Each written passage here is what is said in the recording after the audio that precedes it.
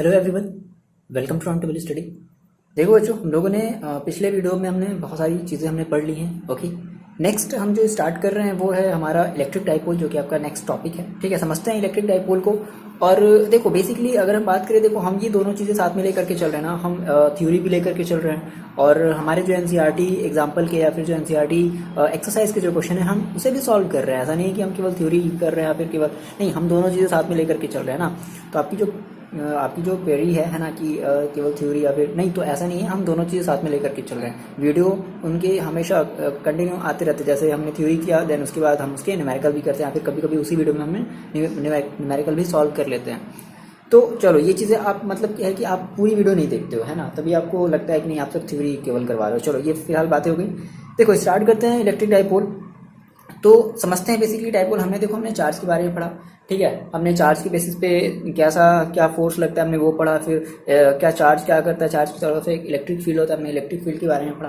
ठीक है, अब समझते हैं सर ये डाइपोल क्या है। तो देखो डाइपोल को समझने के लिए, जैसे बेसिकली डाइपोल क्या है कि एक अरेंजमेंट है। क्या है बात समझना, डाइपोल बेसिकली क्या है, एन अरेंजमेंट। ठीक है, एक अरेंजमेंट है। तो सर कैसा अरेंजमेंट है, तो देखो इसमें क्या होता है, अरेंजमेंट कैसा है, तो इसमें बेसिकली दो चार्जेस होते हैं। कैसे, दो इक्वल एंड अपोजिट चार्जेस होते हैं, है ना। और वो जो दो इक्वल और जो अपोजिट चार्जेस होती हैं वो कुछ स्मॉल सी डिस्टेंस पर, स्मॉल का मतलब कि बहुत ज़्यादा स्मॉल, है ना। लगभग हम जैसे कह सकते हैं कि उनके बीच जो डिस्टेंस होगी वो 10⁻⁻10 मीटर होगी, है ना, एंगस्ट्रॉम में होगी, नैनो में होगी, आरी भाषा में। तो इतनी ज़्यादा छोटी उनके बीच की डिस्टेंस होती है। तो इसी अरेंजमेंट को हम क्या कहते हैं, इलेक्ट्रिक डाइपोल कहते हैं। तो अगर आपको डिफाइन करना होगा कि sir what is electric dipole, तो आप कहोगे a pair of equal and opposite charge separated by a small distance is called electric dipole. Okay, समझ लो। आप ये जो स्टेटमेंट आप जो लिख सकते हो ऐसे लिख सकते हो क्या, कि a pair of equal and opposite charges separated by small distance is called electric dipole. और याद रखना, ये जो डिस्टेंस होगी वो बहुत ज़्यादा स्मॉल होगी। मैंने आपको बताया ना, नैनोमीटर में, है ना, एंगस्ट्रॉम में, इतनी ज़्यादा डिस्टेंसेस कम होती है। देखो अब जैसा हम इसको अगर फिगर के थ्रू समझे, तो हमने कहा कि सर मेरे पास क्या है, मेरे पास दो चार्जेस होनी चाहिए। कितनी चार्जेस, दो चार्जेस होनी चाहिए। मान लो मैंने कहा कि मेरे पास एक तरफ है इधर माइनस का क्यू है, ठीक है, और सेम उतने ही मैग्नीट्यूड का, क्या है, सेम उतने ही मैग्नीट्यूड का, मतलब मैग्नीट्यूड का मतलब तो जानते हो ना, मैग्नीट्यूड का मतलब जैसे 5, 6, 7, 8, ये सब सारे हमारे क्या है, सब जो भी हमारी नंबर होती है, जो भी हमारी न्यूमेरिकल वैल्यू होती है, उसको कहते हैं मैग्नीट्यूड। तो हमने कहा सेम उतने ही मैग्नीट्यूड का हमारे पास इससे कुछ दूरी पर, है ना, बेसिकली इससे कुछ दूरी पर, है ना, ये जो डिस्टेंस है बहुत ही कम है, ये जो डिस्टेंस बहुत ज़्यादा कम है, इससे कुछ दूरी पर हमारे पास एक दूसरा चार्ज है जो कि कैसा है, प्लस क्यू चार्ज का है ना, प्लस क्यू चार्ज का है, मतलब प्लस क्यू नेचर का है, प्लस नेचर का है। तो अब ये जो अरेंजमेंट हुआ ना, इसी को हमने कह दिया इलेक्ट्रिक डाइपोल। आ रही बात समझ में, ये जो अरेंजमेंट हुआ इसी को हमने क्या कह दिया, इलेक्ट्रिक डाइपोल कह दिया। अब देखो, अब यहाँ पर क्या है, इलेक्ट्रिक डाइपोल तो है, अब यहाँ पर क्या होगा, इसका एक सेंटर होगा। तो इसके सेंटर को हम कहेंगे ओ, क्या कहेंगे, इसके सेंटर को मान लो हमने क्या दिया ओ, इसका एक सेंटर है ओ, ठीक है। और इन इलेक्ट्रिक डाइपोल के बीच की जो दूरी होती है, इनके बीच की जो डिस्टेंस होती है, हम वो क्या लेते हैं, हम वो लेते हैं 2a। ऐसा क्यों, तो मान लेते हैं कि एक चार्ज की यहाँ से सेंटर, एक चार्ज की यहाँ से यहाँ तक की दूरी a है, एंड एक चार्ज की यहाँ से यहाँ तक की जो डिस्टेंस है वो भी a है। तो टोटल मिलाकर के कितनी हो गई, 2a हो गई। आधी बातें समझ में क्लियर है, बहुत आसान है। ठीक है, अब देखो अगर आप कहो कि सर अच्छा अगर ये ऐसा एक अरेंजमेंट है ना, अच्छा आप कहो सर अगर हम इसका एग्जांपल अगर देखना चाहें तो कहाँ देख सकते हैं। तो जैसे देखो हमारे जो मॉलिक्यूल्स होते हैं, फिर हमारे जो एटम्स होते हैं, जैसे हमने कहा, मान लो हमने मॉलिक्यूल्स का, जैसे मान लो हमने कहा HCl। ओके, बहुत ज़्यादा फास्ट तो नहीं पढ़ा रहे हैं। देखो जैसे हमने कहा HCl, ओके, तो HCl, अब HCl आप जानते हो, HCl को जब आप ब्रेक करते हो तो कैसे टूटता है, ये H प्लस Cl माइनस टूटता है। तो एक के पास प्लस चार्ज है, एक के पास निगेटिव चार्ज है। तो अब है ना, मतलब इस टाइप का आप एग्जाम्पल देख रहे हो। अच्छा, तो इनके बीच में क्या है, इनके बीच में एक डाइपोल क्रिएट हो रहा है ना। अब देखो, अब अगर डाइपोल है तो डाइपोल की वजह से क्या होगा, एक इलेक्ट्रिक फील्ड भी क्रिएट होगा। अच्छा, यहाँ पे एक बात और समझनी है, ध्यान रखना कि जो टोटल चार्ज होगा इस डाइपोल पर, इस डाइपोल का जो टोटल चार्ज होगा वो होगा 0। बात समझना, क्यों, टोटल चार्ज जो होगा वो कितना होगा भाई, इधर माइनस क्यू है, इधर प्लस क्यू है, तो दोनों को क्या करोगे, ऐड करोगे तो माइनस प्लस क्या हो जाएगा, 0, है ना। तो जो टोटल चार्ज होगा वो कितना होगा, 0 होगा। लेकिन इसका मतलब ये नहीं है कि जो फील्ड है वो भी आपका 0 है। हाँ, फील्ड कुछ ना कुछ होगा। हमारी बात समझे, जो इलेक्ट्रिक फील्ड होगा इन दोनों चार्जेस की वजह से वो कुछ ना कुछ होगा, है ना। बट यहाँ पर याद रखना है कि फील्ड जो है वो 0 नहीं होगा। ओके, अच्छा जी, ये डाइपोल वाला अरेंजमेंट समझ में आया, ठीक है। अब देखो, अब यहाँ से एक हम दूसरा टर्म समझते हैं, एक हम टर्म समझते हैं डाइपोल मोमेंट। सर ये क्या है, डाइपोल मोमेंट क्या है? डाइपोल मोमेंट, देखो डाइपोल मोमेंट का हमने कहा भाई हमारे पास ये एक अरेंजमेंट है, तो क्या होगा कि इस अरेंजमेंट की कोई एक स्ट्रेंथ होगी, है ना।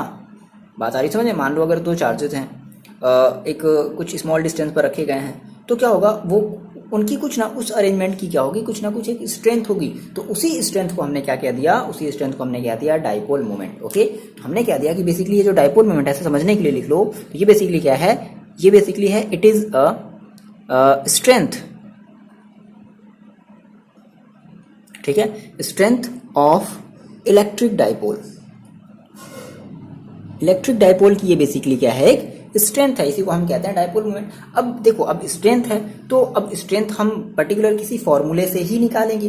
तो अब होता क्या है, बेसिकली देखो इलेक्ट्रिक डाइपोल को हम डिनोट करते हैं पी से, स्मॉल पी, ध्यान रखना स्मॉल पी से हम डिनोट करते हैं। अब होता क्या है सर, स्ट्रेंथ हम कैसे फाइंड आउट करेंगे, क्या हम ऐसा क्या हम बता दें कि जिससे हम इलेक्ट्रिक किसी भी डाइपोल का, इलेक्ट्रिक डाइपोल का हम डाइपोल मोमेंट फाइंड आउट कर सकते हैं।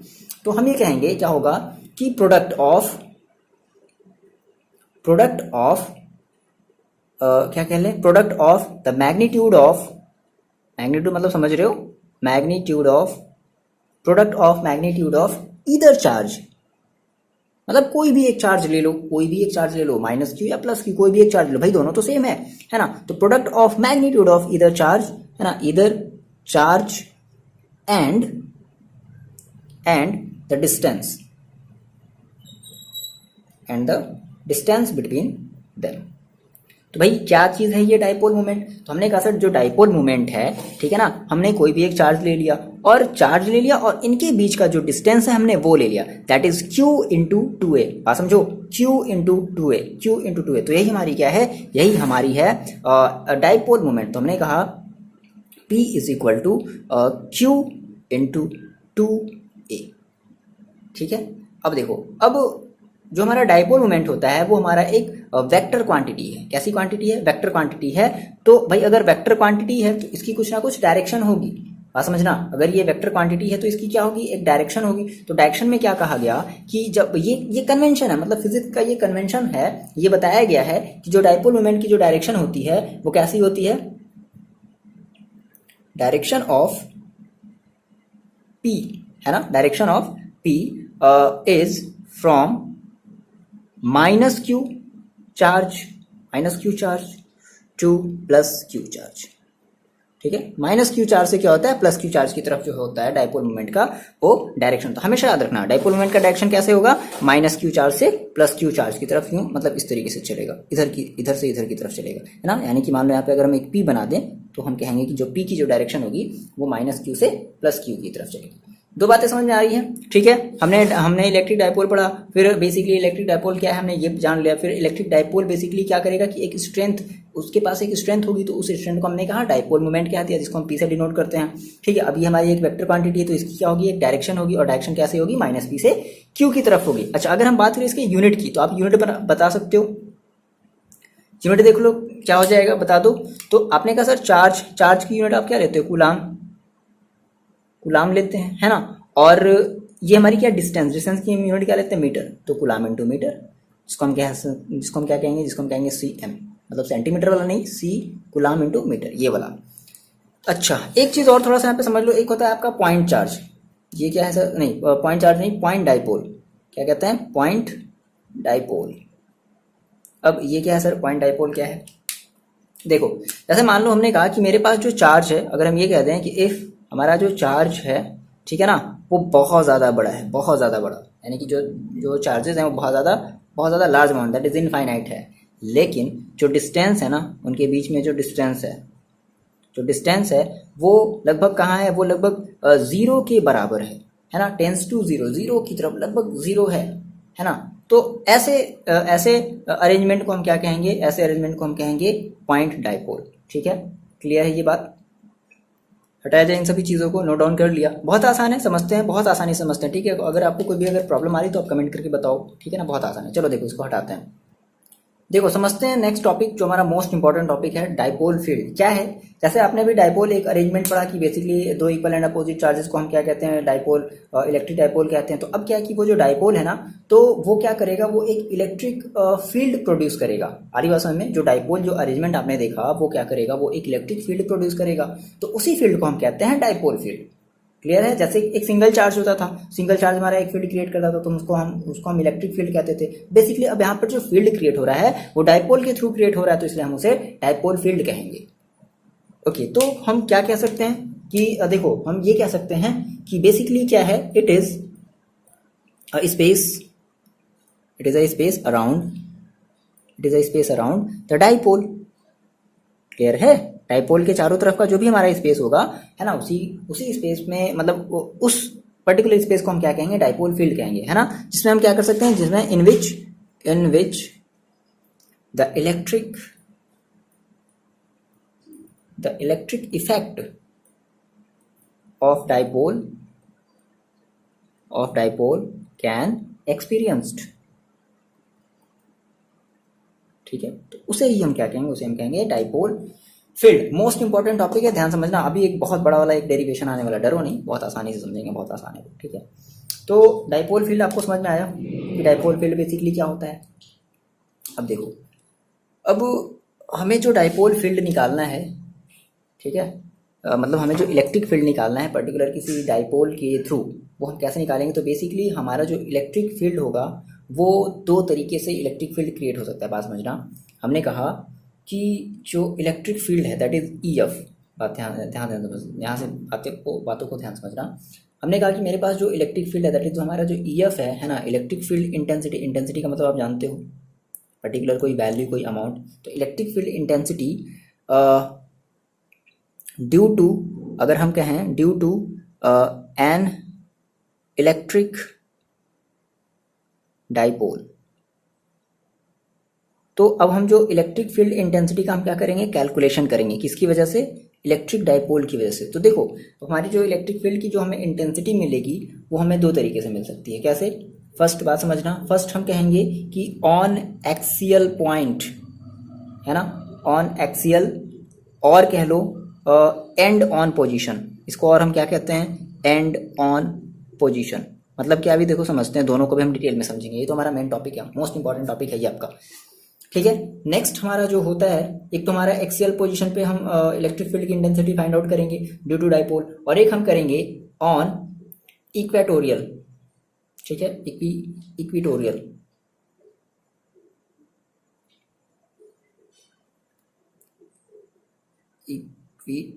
ओके। ठीक है, ऑन इक्वेटोरियल, या फिर और हम इसे क्या कह सकते हैं, और इन ब्रॉड साइड। ठीक है, ब्रॉड साइड ऑन पोजीशन। अब इसका क्या मतलब, इसे भी हम समझते हैं। देखो अगर शॉर्ट में समझे, अगर आपको कंफ्यूजन हो रहा हो, तो एक्सियल का मतलब क्या है, जैसे मान लो कि आपका ये कोई एक डाइपोल है, आपने कहा मेरे पास ये कोई एक डाइपोल है, ठीक है, एक यहाँ पर माइनस क्यू है, एक यहाँ पर प्लस क्यू है। और एक्सियल मतलब कि हमें इसी एक्सिस पर कहीं हम जो है, हम किसी एक पॉइंट को ले लेंगे और उस पॉइंट पर इस डाइपोल के थ्रू कितना इलेक्ट्रिक फील्ड क्रिएट हुआ है वो निकालेंगे। पहली चीज समझ में आई, जिसको हम कहते हैं एक्सियल। दूसरा क्या होगा, मान लो हमने कहा कि मेरे पास ये फिर से एक डाइपोल था। ठीक है, मेरे पास क्या था, एक ये डाइपोल था, और हमने कहा कि इक्वेटोरियल का मतलब क्या है कि अब हम इस एक्सिस पर नहीं लेंगे, इस एक्सिस के अलावा कहीं और ले लेंगे। मान लो हम यहाँ पर लेंगे, है ना, यहाँ पर इस एक्सिस के हम परपेंडिकुलर लेंगे। ठीक है, तो यहाँ पर हम, मेरे पास क्या होगा, यहाँ पर मेरे पास कोई एक पॉइंट होगा, और फिर से इस डाइपोल के थ्रू, है ना, इस डाइपोल के थ्रू इस पॉइंट पर कितना, बात में ध्यान समझना, इस डाइपोल के थ्रू इस पॉइंट पर कितना इलेक्ट्रिक फील्ड क्रिएट होगा, हम वो फाइंड आउट करेंगे। स्टार्ट किया जाए, तो सबसे पहले हम स्टार्ट करते हैं फर्स्ट वाला। देखो समझते हैं, फर्स्ट वाला हमारा जो हेडिंग था क्या था, electric field at N axial point of a dipole. तो क्या चीज है ये समझ लो। देखो हमने कहा, मैंने आपको पहले बताया, फिर से समझ लेते हैं। हमने कहा मेरे पास मान लो एक डाइपोल है, क्या है ये, एक डाइपोल है। ठीक है, यहाँ पर है माइनस चार्ज, माइनस क्यू, और इधर है जो है वो है प्लस चार्ज।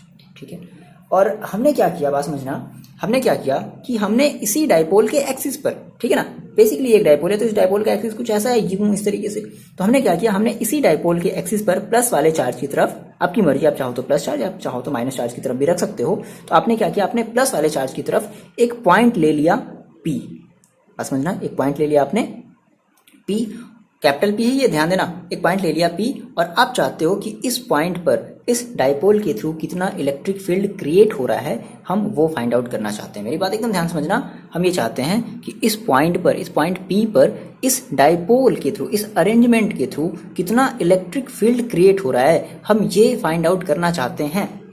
ठीक है, तो आपको पता है कि अगर ये डाइपोल है तो यहाँ से यहाँ तक की जो डिस्टेंस होगी वो कितनी होगी, वो होगी 2a, है ना। मान लो यहाँ पर हमारे पास एक सेंटर पॉइंट है O। अच्छा, एक बात और इम्पॉर्टेंट है, ये ध्यान रखना कि ये जो हम P लेते हैं, इस P की जो हम डिस्टेंस लेते हैं वो हमेशा अपने सेंटर से लेते हैं। कहाँ से लेते हैं, बात मेरी समझो, सेंटर से लेते हैं। सेंटर हमारे पास यहाँ है ना। तो हमने कहा कि सर यहाँ इस P, ये हमारा जो P है वो सेंटर से कितनी डिस्टेंस पर है, मान लो कि हमने कहा कि ये जो सेंटर से बेसिकली R डिस्टेंस पर है। कितनी डिस्टेंस पर है, R डिस्टेंस पर है। ओके, अच्छा देखो फिर थोड़ा सा और ऐसे समझो, मान लो भाई हम ये कहते हैं क्या कि यहाँ से यहाँ तक कितना है, यहाँ से यहाँ तक A होगा, बोलो, यहाँ से यहाँ तक A होगा, यहाँ से यहाँ तक भी कितना, समझने के लिए कल समझो, यहाँ से यहाँ तक भी कितना होगा, A होगा, तभी तो ये जाकर के टोटल 2A होता है। अच्छा, अब देखो हमें करना क्या है, बात समझो, सिंपल सा बात है यार, बहुत आसान है, बहुत आसान है, बहुत आसान है। देखो आपने कहा सर मेरे पास यहाँ पर एक चार्ज है, ठीक है, और इस चार्ज के थ्रू इस पॉइंट पर, ऐसे समझो कि इस चार्ज, फिलहाल अभी डाइपोल को छोड़ दो, डाइपोल को अभी भूल जाओ। आपने कहा कि मेरा ये जो डाइपोल है वो बेसिकली चार्ज से मिलकर के बना है, अच्छी बात है। अभी ये जो चार्ज है वो क्या करेगा, इस पॉइंट पर एक इलेक्ट्रिक फील्ड क्रिएट करेगा, करेगा ना। हम लोगों ने ये पिछले वाले टॉपिक में हम लोगों ने ये पढ़ा था ना कि इलेक्ट्रिक फील्ड हम कैसे निकालते थे। तो क्या होगा कि ये जो चार्ज है इस पॉइंट P पर एक इलेक्ट्रिक फील्ड क्रिएट करेगा। अब मेरे को ये बताओ कि जो इलेक्ट्रिक फील्ड होगा वो इस डायरेक्शन में होगा या इस डायरेक्शन में होगा। देखिए कितने बच्चे ये सही कर पा रहे हो, अपने मन में सोचो या खुद से ऐसे ट्राई करो। तो आपने कहा सर यहाँ पर अगर ये प्लस चार्ज है तो जो इलेक्ट्रिक फील्ड जो क्रिएट होगा वो इस तरफ जाएगा। आगे बात समझ में। और मान लो हम अगर प्लस वाले चार्ज को मान लेते हैं A, क्या मान लेते हैं, प्लस चार्ज को मान लेते हैं A और माइनस चार्ज को मान लेते हैं B। क्लियर है। तो अब जो इलेक्ट्रिक फील्ड होगा, electric field at point P due to charge plus Q, तो हम क्या कहेंगे, हम कहेंगे EA। ये तो कहेंगे, बोलो ये चीज क्लियर है, बहुत आसान है ये, है ना। अच्छा, अब इस वाले चार्ज के थ्रू हमने इस पॉइंट पर हमने इलेक्ट्रिक फील्ड निकाल लिया, है ना, कितना है, EA है। अब इस B वाले पॉइंट के थ्रू यानी कि माइनस Q चार्ज के थ्रू क्या करो, आप फिर से इस वाले पॉइंट पर क्या करो, इलेक्ट्रिक फील्ड निकालो। तो बताओ किधर आएगा भाई, अगर ये माइनस है तो ये इस तरफ चलेगा, है ना, माइनस की तरफ। क्या होता है, चार्जेस जो होते थे, जो फील्ड लाइन होती थी वो माइनस चार्ज में कैसे, वो चार्ज की तरफ, माइनस चार्ज की तरफ जाते थे, तो ये इधर की तरफ जाएगा, है ना। आई बात समझ में, ये इधर की तरफ जाएगा। तो क्या हो जाएगा, हम इसका क्या नाम दे दें, हम इसका नाम दे दें EB। ओके, क्लियर है, EB और EA। अच्छा, आप एक यहाँ से छोटी सी और माइनर मेरे को बात बताओ कि इस EA और EB में स्ट्रॉन्ग कौन होगा। चलो 2 मिनट का आपको टाइम दिया, वीडियो पॉज करके गेस करो, छोटा सा गेस करो, इस EA और EB में कौन स्ट्रॉन्ग होगा, आप मेरे को ये बता दो। बता लिया। देखो अगर हम आपसे ये कहें कि हमारा जो EA होगा, EA है ना, वो क्या होगा, वो ग्रेटर होगा किससे, EB से। कितने बच्चों को इसमें कन्फ्यूजन है, कन्फ्यूजन है तो देखो क्लियर करो। आपने कहा सर ऐसा क्यों, भाई जिन बच्चों को क्लियर है वो आगे बढ़ जाओ, जिन बच्चों को कन्फ्यूजन है वो समझो। आपने कहा सर ऐसा क्यों, देखो ये हमने आपको बताया था कि जो अगर बेसिकली देखो ये दोनों चार्जेस सेम मैग्नीट्यूड की हैं, तो जो अगर ये पॉइंट बेसिकली इस चार्ज के नजदीक है, आप समझो ये वाला जो पॉइंट है वो इस चार्ज के नजदीक है, तो भाई अगर चार्ज के जो अगर इस चार्ज के अगर नजदीक है तो इस चार्ज की वजह से इस पर जो इलेक्ट्रिक फील्ड होगा वो क्या होगा, थोड़ा सा ज्यादा लगेगा। अरे बात सुने। और ये वाला जो चार्ज है वो थोड़ा सा इससे बहुत ज्यादा दूर है, तो अगर इसकी वजह से जो इसके ऊपर जो इलेक्ट्रिक फील्ड क्रिएट होगा वो थोड़ा सा वीक अमाउंट में होगा। तो हम कह सकते हैं क्या कि जो EA होगा वो हमारे EB से क्या होगा, ज्यादा होगा। ये बातें क्लियर है, कंफ्यूजन नहीं है। अच्छा देखो अब बात यहाँ समझना। देखो तो मान लो जब हमें क्या निकाला, हमें इलेक्ट्रिक फील्ड निकाला, तो ऑब्वियस सी बात है हम इलेक्ट्रिक फील्ड वाला फॉर्मूला अप्लाई करेंगे। तो अपॉन में हमें क्या चाहिए होता है, अपॉन में हमें डिस्टेंस भी चाहिए होती है। अब बताओ डिस्टेंस, तो हमने कहा सर यहाँ से यहाँ तक हमें डिस्टेंस चाहिए ना। जैसे मान लो जब आप इलेक्ट्रिक फील्ड जब आपका फॉर्मूला जब अप्लाई करोगे तो आपको क्या चाहिए, आपको यहाँ से लेकर के यहाँ तक की डिस्टेंस चाहिए। तो आपने सर कहा कि यहाँ से यहाँ तक की डिस्टेंस क्या ली जाए। देखो आपने कहा कि सर आपने यहाँ से लेकर के यहाँ तक की R ले ली है और यहाँ से लेकर के यहाँ तक की A है, तो ये बताओ मेरे को, यहाँ से लेकर के यानी कि इस पॉइंट से लेकर के इस पॉइंट तक के बीच की जो डिस्टेंस होगी वो कितनी होगी, गेस करो कितनी होगी। देखो अगर यहाँ से यहाँ तक अगर r है और यहाँ से यहाँ तक a है, तो r में से a को क्या कर दो, माइनस कर दो, तो हम क्या कहेंगे r माइनस a। बोलो ये चीज़ क्लियर है। अच्छा, फिर जब हम इस वाले चार्ज के थ्रू, जब हम इस वाले पॉइंट पर जब हम इलेक्ट्रिक फील्ड निकालेंगे तो हमें किसकी जरूरत पड़ेगी, फिर से हमें डिस्टेंस की जरूरत पड़ेगी। तो यहाँ से यहाँ तक की डिस्टेंस चाहिए। तो आपने कहा सर यहाँ से यहाँ तक अगर आपका अपने यहाँ से यहाँ तक r ले लिया है और यहाँ से यहाँ तक a है, तो अब फाइनली जो यहाँ से यहाँ तक जो होगा वो क्या होगा, वो हो जाएगा हमारे पास r प्लस a। क्या हो जाएगा, तो यहाँ से यहाँ तक हमारी जो डिस्टेंस हो जाएगी वो हो जाएगी r प्लस a। आई बात समझ में ना। ये आप अपनी कॉपी में बना लो, बना लिया। अब वही थोड़ा सा लिखा पढ़ी वाला काम करेंगे कि consider N electric dipole consisting of charge plus Q and minus Q, distance between them लिख लेते हैं। ठीक है, जल्दी से। हाँ जी सर, देखिए बड़ा आसान है, सिंपल। हमने मान लिया consider an electric charge dipole consisting of charges plus Q and minus Q, that is ये आपका जो है, ये आपका एक डाइपोल है ना। कभी कभी बुक में डाइपोल को ऐसे भी एकदम ऐसे इस तरीके से बना देता है कि आपका डाइपोल है, ठीक है ना। ठीक है, इलेक्ट्रिक डाइपोल है, कंसिस्टिंग चार्ज प्लस की माइनस क्यू, डिस्टेंस के बीच की डिस्टेंस कितनी है, 2a है, वो हमारा क्या सेंटर पॉइंट है। और हमें क्या करना है, हमें इस P पॉइंट पर हमें क्या करना है, P पॉइंट जो कि हमारा P पॉइंट कहाँ है, ऑन एक्सियल लाइन है, इस डाइपोल के एक्सियल लाइन पर है। और इसकी जो डिस्टेंस है, इस P पॉइंट की जो डिस्टेंस है वो सेंटर से कितनी दूर है, r डिस्टेंस पर है। और हमें इस पॉइंट पर क्या करना है, ओवरऑल हमें इलेक्ट्रिक फील्ड निकालना है ड्यू टू दिस डाइपोल। तो हमने आपको ये सारी की सारी कहानी जो है वो बता दी है कि प्लस क्यू चार्ज के थ्रू इधर की तरफ इलेक्ट्रिक फील्ड क्रिएट होगा, माइनस क्यू चार्ज के थ्रू इधर की तरफ इलेक्ट्रिक फील्ड होगा। तो अब एग्जैक्टली इलेक्ट्रिक फील्ड कितना क्रिएट हुआ हम ये निकालते हैं। तो हमने कहा सर क्या कि इलेक्ट्रिक फील्ड, बात समझना, इलेक्ट्रिक फील्ड दिख रहा है ये, electric field due to charge minus Q, ठीक है ना। पहले हम किसका निकाले, माइनस क्यू का निकाले, तो कोई भी निकालो माइनस क्यू, है ना। एट पॉइंट कहाँ पर निकालना है, एट पॉइंट P पॉइंट पर निकालना है। तो आप क्या कहोगे, अब देखो माइनस क्यू, अब पहले तो क्या करो, पहले आप अगर अपने इसको अगर अपनी कॉपी में नहीं बनाया, सबसे पहले आप इस फिगर को अपनी कॉपी में बनाओ, वीडियो पॉज करके बना लो जल्दी, बना लिया। अब देखो अब आपने कहा कि सर ठीक है हम निकाल लें, तो हमने कहा EB, देखो किधर की तरफ है भाई, उसके थ्रू माइनस क्यू चार्ज के थ्रू जो इलेक्ट्रिक फील्ड हो रहा है वो देखो EB किधर की तरफ है, माइनस क्यू की तरफ चलेगी ना, है ना। तो हमने कहा सर EB इक्वल टू कितना हो जाएगा, आप फॉर्मूला जानते हो, इलेक्ट्रिक फील्ड का फॉर्मूला जानते हो, क्या होता है 1/4 पाई एप्सिलॉन 0, ठीक है। और क्या कहते हो, Q अपॉन R स्क्वायर। अब देखो R की सर वैल्यू क्या कहाँ से कहाँ तक रखी है, देखो तो B से लेकर के P तक की डिस्टेंस हमने कितनी मानी है, R plus A, that is R plus A का होल स्क्वायर। ये तो करते हैं। अच्छा, अगर देखो अब यहाँ पे वेक्टर और स्केलर में कंफ्यूज मत होना। बेसिकली मान लो अगर आप ये वेक्टर फॉर्म में ले रहे हो, अगर आप इलेक्ट्रिक फील्ड को वेक्टर फॉर्म में ले रहे हो तो आप इसकी डायरेक्शन बताओगे, टेंशन नहीं लेना है, डायरेक्शन बताओगे। तो ये बताओ मेरे को इलेक्ट्रिक फील्ड की डायरेक्शन किधर से किधर की तरफ है, तो आप क्या कहोगे, P से B की तरफ चल रही है। बात समझो, हमारी जो इलेक्ट्रिक फील्ड है इस केस के लिए वो किधर से किधर की तरफ चल रही है, एरो का निशान किधर से किधर की तरफ है, P से B की तरफ है। तो आप क्या कहोगे, अलोंग PB, है ना, अलोंग PB। वेक्टर में कंफ्यूज मत रहो। देखो जब हम फॉर्मूला जो अपने न्यूमेरिकल के लिए जब लगाते हैं ना, तो हम वेक्टर फॉर्मूला नहीं अप्लाई करते, हम स्केलर फॉर्मूला अप्लाई करते हैं। मान लो आपको अगर यही अगर स्केलर फॉर्म में लिखना होता तो आप क्या करते, आप यहाँ से एरो हटाओ और ये सारी चीजें हटा दो, तो ये आपका कैसे होगा, ये आपका स्केलर फॉर्म में होगा। आगे बात समझे। हाँ, लेकिन अगर आपको वेक्टर फॉर्म में टेंशन नहीं लेना यार, है ना, कि vector form scalar form sir ये क्या क्या क्या बता रहे हैं, तो क्या कहेंगे, अलोंग, बहुत आसान सी चीज़ बच्चे, ठीक है, अलोंग PB। ओके, तो हमें ये निकाल। अच्छा, अब थोड़ा सा हम इसको अगर सॉल्व कर लें, या फिर सॉल्व नहीं करते हैं, या फिर मान लो अगर मैं इसको ऐसे ही छोड़ दें, है ना, अगर बात आ रही समझ में, चाहो तो आप इसको स्केलर फॉर्म में भी लिख सकते हो, कोई टेंशन नहीं है, कोई प्रॉब्लम नहीं है, ठीक है। चलो हमने ये निकाल लिया। सिमिलरली हम क्या निकाल लें, सिमिलरली हम निकाल लेते हैं electric field due to charge plus Q, है ना, एट पॉइंट P, ठीक है, एट पॉइंट P के पर जो प्लस Q चार्ज है वो कितना इलेक्ट्रिक फील्ड क्रिएट करेगा। तो सेम वही फॉर्मूला हम फंडा अप्लाई करेंगे। देखो अपनी फिगर में, तो हमारा जो इलेक्ट्रिक फील्ड है वो देखो किधर की तरफ जा रहा है, वो मतलब away from the Q plus charge से वो दूर भाग रहा है ना। तो हमने कहा EA is equal to 1/4 pi epsilon 0 Q upon, अब रही बात डिस्टेंस की, तो ये बताओ मेरे को प्लस Q चार्ज से लेकर के यानी कि A से P के बीच की डिस्टेंस देखो हमने कितनी बनाई है, R माइनस A, ये डिस्टेंस देखो, अगर आपको समझ में नहीं है तो आप वीडियो को फिर से बैकवर्ड करके जा करके देखो, है ना, बहुत आसानी से वहाँ पे समझाया गया। मतलब देखो, वीडियो को पहली बात तो स्किप नहीं करना है यार, कि कोई पार्ट स्किप कर दिया। जब आपको लगे कि नहीं मेरे को ये चीज़ समझ में आ गई तो आप स्किप कर सकते हो, ठीक है।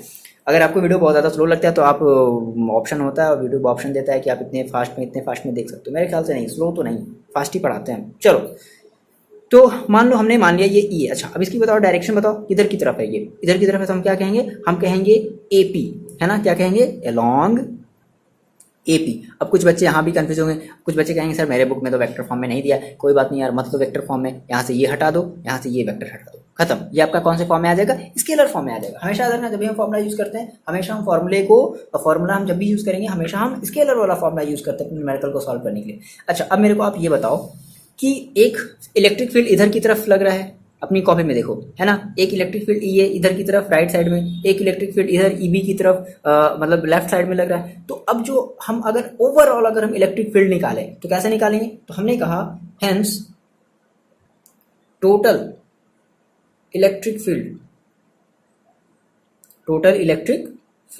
है ना, एट पॉइंट बी। ये देखो, ये जस्ट समथिंग वैसा ही हो गया ना, कि मतलब इस पॉइंट पर आप क्या कर रहे हो, आप खड़े हो और एक इधर एक रस्सी से खींच रहे, एक इधर रस्सी से खींच रहा है। अरे बात समझे, एक इधर से रस्सी से एक इधर। तो भाई कौन खींच पाएगा, जिसकी स्ट्रेंथ ज्यादा होगी। तो आपने यहाँ पे कहा है कि सर जो ए की जो स्ट्रेंथ है वो ज्यादा होगी। तो आप आगे बात समझे, आप क्या बताओगे डायरेक्शन के मामले में, आप क्या बोलोगे कि अलोंग डायरेक्शन एपी, है ना, ये इस डायरेक्शन में जाएगा। क्यों, क्योंकि इसकी स्ट्रेंथ ज्यादा है। क्लियर है ये बातें, हम ऐसा क्यों कह रहे हैं, देखो। तो हमने कहा सर हमारा जो ओवरऑल जो हमारा इलेक्ट्रिक फील्ड होगा वो क्या हो जाएगा, वो आप क्या कर लो, तो देखो क्या हो जाएगा। हमने कहा sir E is equal to, हम फिर से इसको वेक्टर फॉर्म में ले रहे हैं, तो हमने कहा ई ए, ठीक है, हमने क्या कहा, हमने कहा ई ए और माइनस ई बी, बोलो ये चीज, ठीक है ना। और हम क्या कहेंगे, अलोंग, बता दो क्या कहेंगे, अलोंग ए पी। क्लियर है ये बात, ये हमारे वेक्टर फॉर्म में हो गया। रख दी जाए वैल्यू, तो देखो जब आप ई ए की वैल्यू, जब आप ई ए की जब वैल्यू रखोगे 1/4πε0 Q/r + a का होल स्क्वायर, और जब आप ई बी, सॉरी कहाँ गया यार, ये ई बी है, सॉरी ई बी है और ये, ठीक है। तो जब आप ई ए की वैल्यू रखोगे 1/4πε0 Q/r - a, और जब आप ई बी की वैल्यू रखोगे तो 1/4πε0 इंटू क्यू, क्या हो गया, बाहर कॉमन हो गया। हमने क्या किया, डायरेक्टली देखो हम यहाँ पे कर रहे हैं, है ना, डायरेक्टली कर रहे हैं। हमने कहा Q/4πε0 हमने ले लिया कॉमन, क्या बचा, तो 1/, इसका स्क्वायर कर दिया जाए, 1/r - a का होल स्क्वायर, और बीच में क्या है, -1/r + a का होल स्क्वायर। हाँ जी, बताओ यहाँ पर तक कोई प्रॉब्लम है। अब अगर आप वेक्टर फॉर्म में ले रहे हो तो आप कहोगे क्या, अलोंग एपी। बोलो ये चीज़ है, प्रॉब्लम कर रही है क्या, नहीं, कोई बात नहीं। अगर प्रॉब्लम कर रही है तो आप कमेंट करके बताओगे, ठीक है। अच्छा जी, अब देखो, अब अगर हम इसको सॉल्व करना चाहेंगे, देखो कैसे सॉल्व करेंगे, बहुत आसान है। Q/4πε0 इसे वैसे ही छोड़ देते हैं। क्या कर लो, दोनों का हम डिनोमिनेटर जो है वो सेम कर लेते हैं। दोनों का डिनोमिनेटर सेम करने के लिए क्या करना पड़ेगा, क्रॉस मल्टीप्लाई। तो आपने कहा r + a का whole square minus r - a का होल स्क्वायर अपॉन, देखो हम इसको ऐसे कर दें क्या, r - a का whole square into r + a का होल स्क्वायर। क्लियर है ये चीज, इतना लिख लिया अपनी कॉपी में। देखो थोड़ा सा इसको हम यहीं पर और थोड़ा सा सॉल्व कर लें, क्या हो जाएगा, तो Q/4πε0, और देखो इसको फॉर्मूले पर हम तोड़ दें, क्या a + b का होल स्क्वायर, a - b का स्क्वायर, ध्यान समझना। तो आपने कहा r का स्क्वायर, आपने कहा r का स्क्वायर, दिख रहा है ना इतना छोटा, प्लस a का स्क्वायर प्लस 2ar, फिर यहाँ पे देखो माइनस है, माइनस ना, ध्यान रखना सिंबल सभी बदल जाएंगे। तो आप जब इसको करोगे r का स्क्वायर तो ये कितना हो जाएगा, माइनस का r स्क्वायर, फिर आप इसे करोगे a का स्क्वायर, दैट इज माइनस का a स्क्वायर, फिर आप करोगे माइनस का 2ar, दैट इज हो जाएगा प्लस का 2ar। दिख रहा है ये चीज, ओके, अपॉन। अच्छा, अब ये क्या सर, इसको क्या किया जाए, ये तो बहुत बड़ा लग रहा है। देखो आप इसको ऐसे कर सकते हो, क्या ध्यान समझना, हम इसको चाहे तो डायरेक्टली भी कर सकते हो, बट कुछ बच्चे समझेंगे नहीं, और जिन बच्चों को समझ में आ जाता है वो स्किप कर सकते हैं, है ना। r + a, बोलो बोलो बोलो बोलो बोलो बोलो, ये चीज़ ऐसे हम कर सकते हैं क्या, मतलब r - a का स्क्वायर इंटू r +, तो इसका मतलब क्या है, वही चीज़ है, r - a into R plus A का होल स्क्वायर। बोलो, अगर इसको फिर से आप ओपन करोगे तो इसका भी स्क्वायर, इसका भी स्क्वायर। क्लियर है ये बातें? यहाँ से जल्दी से नोट डाउन कर लो, हम आगे बढ़ते हैं। कर लिया नोट डाउन? ओके, तो देखो कितना हो जाएगा, E is equal to Q upon 4πε0। यहाँ तक तो कोई प्रॉब्लम नहीं होनी चाहिए। अब देखो आपका जो R square minus R square है कैंसिल आउट हो गया, जीरो हो गया। फिर ए स्क्वायर कैंसिल आउट हो गया, प्लस माइनस है। फिर 2ar और प्लस का 2ar, तो कितना हो जाएगा 4ar। ध्यान समझना, यहाँ पे कई बच्चे गलती किए होंगे। अब इसको देखो हम क्या कर सकते हैं, इसे हम ये कर सकते हैं। देखो ये आपका क्या लग रहा है, ये a minus B A plus B, यानी कि A square minus B square का फॉर्मूला लग रहा है। तो A square that is R का square minus B square that is A का स्क्वायर, और इस पूरे का क्या, इस पूरे का होल स्क्वायर। क्लियर है ये बातें? ठीक है, अच्छा जी। अब देखो, अब इसे हम क्या कर दें, अब यहाँ से देखो मेरी बात समझना। जैसे आपने कहा कि ये 2ar है, देखो हम इसको क्या लिखने वाले हैं, q अपॉन 4πε0 और इनटू, देखो 4a है ना, तो 4 को लिख लो 2, ठीक है, और 2 के साथ ले लो r। अब यहाँ पर एक और 2 बचा है, तो हमने ले लिया 2a, ठीक है। और इस q को हम यहाँ ना लिख करके, बात समझना, इस q को हम यहाँ ना लिख करके हम यहाँ पर ऐसे लिख दें q इंटू 2a। बोलो ये चीज़ क्लियर है? Upon R square minus A square का होल स्क्वायर। हाँ जी बताओ, ये चीज़ क्लियर है? अच्छा, आप ये जानते हो q इंटू 2a क्या? अभी आपने थोड़ी देर पहले पढ़ा। q इंटू 2a का मतलब क्या होता है, डाइपोल मोमेंट। तो इसकी जगह हम क्या रख लें, यहाँ पे आप बता दो। सिंस क्या बताओगे कि हमारा जो q p is equal to जो होता है वो क्या होता है, q क्रॉस 2a होता है, ठीक है। तो अब इसके जगह हम क्या रख दें, इसके जगह हम क्या रख दें, p रख दें इस पूरे की जगह। तो हमने कहा सर क्या हो गया, E इज इक्वल टू 1/4πε0। अच्छा, यहाँ से एक बात और समझना। आपने कहा कि सर ये जो हमारा ए जो होता है, बेसिकली ए जो हमारी क्या होती है कि चार्ज की जो हमारी जो सेंटर होती है उसके बीच की डिस्टेंस होती है। तो अगर ए बहुत ज़्यादा छोटा है, बात समझो, अगर ए बहुत ही ज़्यादा छोटा है, मैंने आपको बताया था कि हम उसको एंगस्ट्रॉम में लेते हैं, नैनो में लेते हैं, इस तरीके से लेते हैं। तो अगर ए अगर बहुत ज़्यादा छोटा है, तो अगर आप ए स्क्वायर कर दोगे, बात समझना, अगर आप ए स्क्वायर कर दोगे तो वो और ज़्यादा छोटा हो जाएगा। आपने कहा सर कैसे? देखो मान लो मैंने आपसे कहा बच्चे कि मान लो ये 0.2 है, 0.02 है, तो आप अगर 0.02 का स्क्वायर करोगे तो इससे भी तो छोटी वैल्यू मिलेगी। तो इसका मतलब है जो ए है वो आर के कंपैरिजन में क्या है, बहुत ज़्यादा माइनर है। तो हम ए को क्या कर दें, नेग्लेक्ट कर दें, मतलब उसकी कोई वैल्यू ही नहीं है आर के सामने, है ना। तो चलो हमने ए को क्या कर दिया, नेग्लेक्ट कर दिया, मतलब हम उसको ऐड करें सब्ट्रैक्ट करें कोई फर्क ही नहीं पड़ता आर को। तो हमने कहा कि अगर देखो ऐसा है तो हम यहाँ से ये कह दें कि since A is much less than, है ना, is much less than R, तो हम क्या करेंगे, then A square can be neglected. हम ए स्क्वायर को क्या कर दें, नेग्लेक्ट कर दें। तो फाइनली हमें क्या मिल जाएगा, देखो हमें ये मिल जाएगा क्या, E इज इक्वल टू 1/4πε0। और हमने कहा सर 2r, ठीक है, 2r की जगह हम 2r ही रख देते हैं, इंटू, ऐसे कह लो, इंटू 2r, और इस q इंटू 2a की जगह हम क्या रख दें, p, है ना, हमने क्या दिया, p।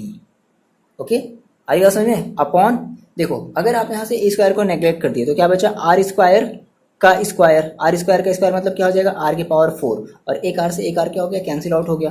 तो क्या बच गया, ये आपका हो गया vector E is equal to 1/4πε0, और एक आर से एक आर कैंसिल आउट हो गया, तो क्या बचा 2p/r³। और अगर आप मान लो अगर वेक्टर फॉर्म में ले रहे हो तो आपको p को कैसे लेना पड़ेगा, वेक्टर फॉर्म में लेना पड़ेगा, है ना। जो आपका जो डाइपोल मोमेंट है, पी आपका क्या डाइपोल मोमेंट है, तो पी को आपको वेक्टर फॉर्म में लेना पड़ेगा। और आपको ये बताना पड़ेगा कि जो इसकी जो डायरेक्शन होगी आप क्या बताओगे, अलोंग। देखो मैंने आपको बताया था ना, इस ए है, तो हमारी जो ओवरऑल जो हमारी जो इलेक्ट्रिक फील्ड होगी वो किस डायरेक्शन में चलेगी, वो ए पी डायरेक्शन में चलेगी। तो अलोंग हमने कहा ए पी, है ना, अलोंग ए पी। क्लियर है ये बातें? मान लो आप क्या हो, सर नहीं हम वेक्टर फॉर्म में नहीं लेना चाहते, हम सर स्केलर फॉर्म में लेना चाहते हैं। कोई बात नहीं, स्केलर फॉर्म में ले लो। तो आप क्या कहोगे, आप कहोगे ई इज इक्वल ई, फिर ये आपको वेक्टर हटाना पड़ेगा, है ना, ई इज इक्वल टू 1/4πε0 2p/r³। ये आपका स्केलर फॉर्म है, ध्यान समझो। बहुत ज़्यादा बच्चों को कन्फ्यूज़न होता है, स्केलर फॉर्म कब, वेक्टर फॉर्म कब, बस यही है स्केलर और वेक्टर की कहानी। चलो जी, इतनी बातें समझ में आ गई, है ना। क्लियर है, मिटाया जाए इसे, नोट डाउन कर लिया, समझ में आ गया। कहीं अगर कोई प्रॉब्लम है तो आप कमेंट करके बताओ, मेरे ख्याल से प्रॉब्लम नहीं आएगी, ठीक है। ओके चलो देखते हैं नेक्स्ट, दूसरा वाला इसका पार्ट देखते हैं। ओके चलो नेक्स्ट हेडिंग डाल दो, क्या, electric field at an equatorial point due to a dipole. बहुत आसान से इसको समझेंगे, ठीक है, कोई ज़्यादा कॉम्प्लेक्स नहीं, आपको बुक में दिख रहा होगा, पता नहीं कैसे कैसे क्या कर दिया, कुछ नहीं, बहुत आसान है, देखो समझा जाए, स्टार्ट किया जाए, रेडी हो। ओके देखो, और हाँ इसमें हम न्यूमेरिकल भी सॉल्व करेंगे, है ना, आप ये मत कहना है कि नहीं आप न्यूमेरिकल ये वो, हम इस वीडियो में भी न्यूमेरिकल सॉल्व करेंगे, पर्टिकुलर इस डाइपोल से रिलेटेड क्वेश्चन को हम सॉल्व करेंगे, ठीक है ना। चलो देखो फिलहाल इसको समझते हैं। तो पहले तो हम ये समझ लें कि सर हमारी ये जो इक्वेटोरियल पॉइंट बोलता है इसका क्या मतलब है। मैंने आपको बताया था स्टार्टिंग में, नहीं समझे तो आप फिर से देख लो। मैंने आपसे कहा था कि मान लो आपके पास कोई एक डाइपोल है, ठीक है, यहाँ पर है -q और इधर है +q, ठीक है, हम इसे मान ले फिर से उसी तरीके की तरह b मान ले और इसे मान लेते हैं a। अच्छा अब कह रहा है कि इक्वेटोरियल पॉइंट पर होना चाहिए, मतलब कि अब इसके एक्सिस पर नहीं है ना, ये कहीं इधर है, मतलब हमने कहा मान लो यहाँ पर है ये, ठीक है, यहाँ पर एक पॉइंट है P, बात समझना, यहाँ पर एक पॉइंट है P और इस पॉइंट पर इस डाइपोल के थ्रू हमें क्या करना है, ओवरऑल इलेक्ट्रिक फील्ड निकालना है। क्लियर है, पहले क्लियर बातें रखो एकदम, हमें क्या करना है, हमें इस डाइपोल के थ्रू इस पॉइंट पर इलेक्ट्रिक फील्ड निकालना है। तो भाई अब ये जो डाइपोल है वो किससे मिलकर के बना है, दो इक्वल चार्जेस से मिलकर के बना है, एक माइनस चार्ज है एक प्लस चार्ज है। तो हमने कहा भाई ऐसा करते हैं कि हम पहले इस वाले चार्ज के थ्रू इस पर हम एक फील्ड निकाल लेते हैं, इस वाले चार्ज के थ्रू इस पर एक फील्ड निकाल लेते हैं, फिर जो ओवरऑल फील्ड होगा हम वो देख लेंगे। अच्छा अब ये भी दिया है देखो, तो सेम वही हम काम कहेंगे कि consider N electric dipole consisting of charge, बात समझना, सेम वही वाला काम है ना, consisting of charge +q and -q and distance between them कितनी है, मान लो कि इनके बीच की जो डिस्टेंस है वो कितनी है, 2a है। तो अगर 2a है तो यहाँ से यहाँ तक की क्या होगी, a होगी, क्लियर है, यहाँ से यहाँ तक a होगी। अच्छा फिर अब हमारे पास कोई एक पॉइंट है, ये ऑलरेडी आपके पास गिवन होगा कि आपके पास कोई एक पॉइंट है, consider a point P on equatorial line and distance of OP, बात समझना, यहाँ से डिस्टेंस ऑफ OP, O से लेकर के P के बीच की जो डिस्टेंस है वो आपको गिवन है R, है ना। आपने कहा कि जो O से लेकर के P के बीच की जो डिस्टेंस है वो कितनी है, वो R है। तो आपने कहा सर लो इसके बीच की डिस्टेंस हम R बना दिए। अच्छा सेम फिर से वही कहानी, भाई ये माइनस चार्ज है तो ये माइनस चार्ज क्या करेगा या ये प्लस चार्ज क्या करेगा, इसके ऊपर एक इलेक्ट्रिक फील्ड क्रिएट करेगा। मान लो कि अगर हम बात करें अगर माइनस चार्ज की, है ना, तो ये माइनस चार्ज क्या करेगा, इसके ऊपर एक इलेक्ट्रिक फील्ड क्रिएट करेगा। तो सर कैसा इलेक्ट्रिक फील्ड क्रिएट करेगा देख लिया जाए। देखो अब ये बेसिकली है माइनस, ये माइनस है ना, ये माइनस चार्ज है, तो जो इलेक्ट्रिक फील्ड होगा, बात समझो, जो इलेक्ट्रिक फील्ड होगा वो इस डायरेक्शन में होगा, ये चीज़ क्लियर है क्या। अच्छा इस वाले चार्ज के थ्रू इस पर जो इलेक्ट्रिक फील्ड लगेगा वो किधर की तरफ होगा, बताओ गेस करो। ये तो अब इतना आना चाहिए आप लोगों को, इतना आप लोगों को आना चाहिए, ठीक है, वो बताओ किधर की तरफ होगा। अब देखो ये प्लस चार्ज है ना, तो ये इधर की तरफ होगा, बोलो ये चीज़ क्लियर है। अगर हमने इसे बी पॉइंट माना है तो हम इसे क्या कहते हैं, हम इसे कहते हैं EB विद इन डायरेक्शन। और अगर हमने इसे ए पॉइंट माना है तो ए पॉइंट के थ्रू, मतलब ए वाले चार्ज के थ्रू इस पर इस तरफ डायरेक्शन जा रहा है, तो हम इसे क्या कहते हैं, हम इसे कहते हैं EA। हाँ जी बताओ, इतनी बातें क्लियर है, कोई कंफ्यूजन नहीं है तो आप कमेंट करो। ओके सारी चीज़ें आपने लिख ली है, OP इज इक्वल टू, लिख लो सारी चीज़ें, OP is equal to R है, डिस्टेंस बिटवीन डाइपोल 2a है, ये सब सारी चीज़ें लिख लो। अब देखो अब हम क्या करने वाले हैं, सेम वही काम करने वाले हैं, क्या कि electric field at point P due to +q charge, है ना। पहले हम इस वाले चार्ज के थ्रू निकालें, तो हमने कहा बात समझना, यहाँ से वाली जगह हम खाली छोड़ देते हैं, यहाँ पे देखो इसका काम है।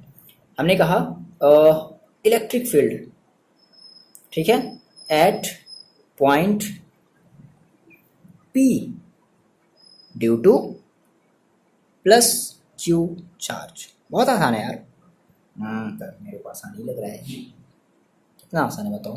कोई प्रॉब्लम है तो आप कमेंट करके बताओ, क्या कहोगे, 1/4πε0 और q अपॉन, अब क्या हम लेंगे डिस्टेंस। अच्छा सर डिस्टेंस तो आप बताए नहीं, डिस्टेंस हमें चाहिए यहाँ से लेकर के यहाँ तक, क्यों नहीं। देखो अगर आप कह रहे हो कि आपका एक राइट एंगल ट्राइंगल है ना, और आपको यहाँ से यहाँ तक की डिस्टेंस पता है a, यहाँ से यहाँ तक की डिस्टेंस पता है r, तो क्या आप ये नहीं बता सकते √a² + r², बोलो सिमिलरली अगर ये ए स्क्वायर आर स्क्वायर तो ये भी कितना होगा, ये भी होगा under root A square plus R square. बोलो क्लियर है? ये चीज़ यहाँ से यहाँ तक की जो डिस्टेंस है वो होगी इतनी, ये पी है ना। तो हम डिस्टेंस क्या ले लें, हम ले लें under root A square plus R square का होल स्क्वायर। और अगर हम इसको अगर फिर से अगर खोल दें, ओपन कर दें, तो कितना हो जाएगा, ये हो जाएगा 1/4 पाई एप्सिलॉन 0 और Q upon A square plus R square का होल स्क्वायर।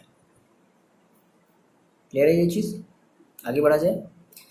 अच्छा, अब देखो सिमिलरली हम क्या कर सकते हैं, अब हम इस माइनस वाले चार्ज के थ्रू इस वाले पी पॉइंट पर हम क्या करेंगे, फिर से इलेक्ट्रिक फील्ड निकालेंगे। अपनी कॉपी में देखो, है ना। तो हमने कहा इलेक्ट्रिक फील्ड एट पॉइंट, कितना आसान है बताओ, at point P due to minus Q charge, तो कितना हो जाएगा, तो आप कहोगे ई बी, है ना, is equal to 1/4 pi epsilon 0 और क्यू अपॉन सेम वही चीज़ क्या, A square plus R square का होल स्क्वायर। ये तो कहोगे। अच्छा, आप तो सर डायरेक्शन बता ही नहीं रहे, हम तो डायरेक्शन लिख लिए। देखो आपने क्या लिखा है डायरेक्शन, हम वेक्टर की बात कर रहे हैं ना। तो इस वाले के लिए अगर हम बात करें, ये देखो किस डायरेक्शन में जा रहा है, ये जा रहा है ए से पी की तरफ। कैसे जा रहा है, ए से पी की तरफ। तो क्या लिखोगे, अलोंग ए पी। बोलो ये क्लियर है? अच्छा, ये देखो ये किस डायरेक्शन में आ रहा है, ये आ रहा है पी से बी की तरफ, पी से बी की तरफ। तो आप क्या लिखोगे, अलोंग, कितना आसान है सर, अलोंग पी बी। बोलो हो गया, वेक्टर फॉर्म में हो गया। अब यहाँ पे एक बात समझना, अभी हमने पिछले वाले केस में देखा था क्या, कि एक इधर जा रहा था, एक इधर जा रहा था। तो सिंपली हमने क्या किया भाई, एक इधर पकड़ के खींच रहा है, एक इधर पकड़ के खींच रहा है, तो हमने दोनों को आपस में सब्ट्रैक्ट कर लिया। लेकिन सर अब इसमें क्या किया जाए, एक तो इधर भाग रहा है, एक इधर भाग रहा है। देखो अब यहाँ पे हम थोड़ा सा ये समझेंगे। मान लो हमने कहा कि हमारा ये जो पी पॉइंट है, बात यहाँ समझना, बहुत ध्यान समझना, बहुत आसान है। यहाँ पे भी काफ़ी ज़्यादा हौच पौच होने वाला है। क्या होने वाला है, हौच पौच। देखो हमने कहा सर कि मान लो मेरे पास यहाँ पर एक, ये जो हमारा जो पी है वो मान लो इस चार्ज से, इस माइनस चार्ज से थीटा एंगल बना रहा है, ठीक है। तो सिमिलरली ये वाला भी क्या होगा, थीटा एंगल बनाएगा, ठीक है। अब अगर ये थीटा एंगल क्रिएट कर रहा है, पी इस चार्ज से भी थीटा एंगल क्रिएट कर रहा है, तो आप मुझे एक बात बताओ, इसका देखो जो रिजल्टेंट होगा, बात समझना, इन दोनों का जो रिजल्टेंट होगा वो कुछ इधर की तरफ होगा कि नहीं होगा?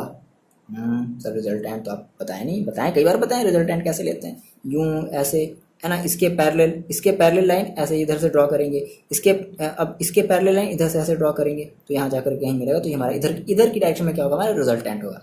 तो हमें रिजल्टेंट ओवरऑल समझ में आ रहा है, मतलब कि रिजल्टेंट के मतलब हमें डायरेक्शन भी समझ में आ गया कि अच्छा हमारा जो ओवरऑल जो इलेक्ट्रिक फील्ड है वो इस डायरेक्शन में चलेगा। क्लियर है ये बात, कंफ्यूजन नहीं है? अब यहाँ पे देखो हम क्या बोलने वाले थे, भूल गए। देखो क्या बताने वाले थे, हाँ देखो ध्यान समझना। हमने कहा कि यहाँ पे अगर थीटा है, ठीक है, तो ये बताओ मेरे को, अगर ये थीटा है, अगर ये थीटा है तो ये क्या होगा,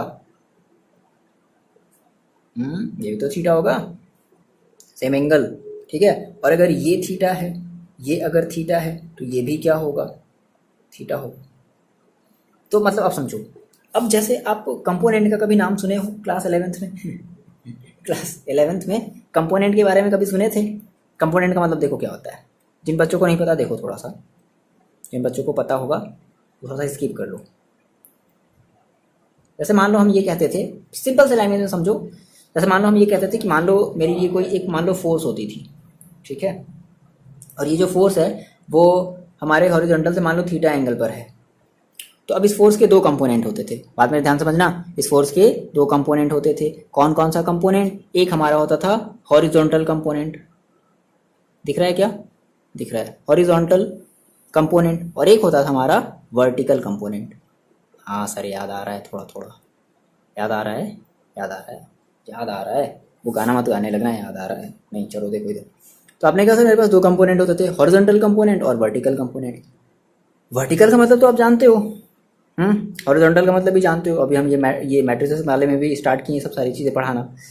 ओके चलो मैथ को छोड़ो अभी। ओके देखो हॉरिजॉन्टल कंपोनेंट और वर्टिकल कंपोनेंट, तो देखो अब क्या होगा कि ये क्या होगा, वर्टिकल कंपोनेंट होगा, और ये क्या होगा, ये आपका हो गया हॉरिजॉन्टल कंपोनेंट और ये आपका हो गया वर्टिकल कंपोनेंट। अब आप ध्यान समझना कि जो हॉरिजॉन्टल कंपोनेंट होता है वो होता है जैसे हमने कहा एफ कॉस थीटा, हॉरिजॉन्टल के साथ हम क्या लेते हैं, कॉस थीटा।